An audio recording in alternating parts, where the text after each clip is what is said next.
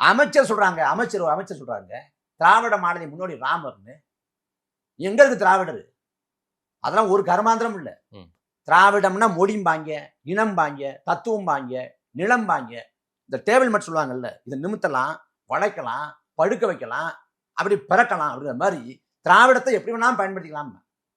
ஆனா திராவிடம் என்பதற்கான தெளிவான தீர்க்கமான வரையறை இல்லை. இன்னும் சொல்ல போனா அண்ணா வைத்த திராவிட அப்படிங்கிற கோட்பாடு வேற, ஈவரா வைத்த திராவிடங்கிற கோட்பாடு. அதாவது தமிழர்கள் அத்தனை பேருமே அன்னைக்கு திராவிடர்களா இருந்த போது ஏன் திராவிடம் ஓங்கி ஓங்கி பல போராட்டங்களுக்கு குரல் கொடுத்தார்கள். திராவிடனா நின்று மோதும் போதுதான் ஆரியனுக்கு ஒரு பயம் தெரிந்தது. அன்னைக்கு எப்ப தெரிஞ்சு? இதெல்லாம் வரலாறுங்க. எப்ப தெரிஞ்சது? எஸ்வி சேர் திராவிடங்கிறாரு. சரி, எஸ்வி சேர் திராவிடம், அவருக்கு திராவிடம் ஏத்துக்கிட்டாரு. இன்னைக்கு அப்புறம் பயம் வரல அவருக்கு.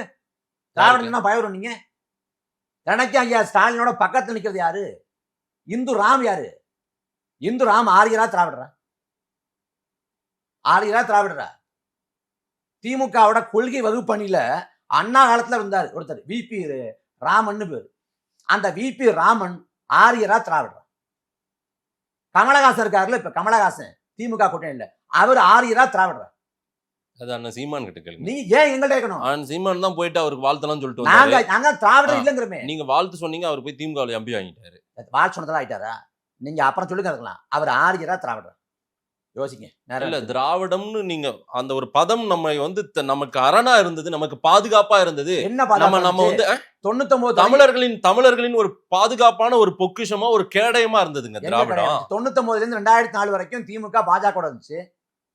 அந்த 5 ஆண்டு காலம் இந்த திராவிடம் எங்க போச்சு? அடமான வச்சிட்டாங்களா? அலமாரியில அடமான வச்சிட்டாங்களா? இல்ல அலமாரி வச்சு போட்டாங்களா? ஒரு காலத்தில் திராவிட நாடுன்ற ஒரு கோஷம் எழுப்பும் போது அது பெரிய ஒரு எப்படி வெட்டி வாய்ச்சவடாங்க, வெட்டி வாய்ச்சவடல்.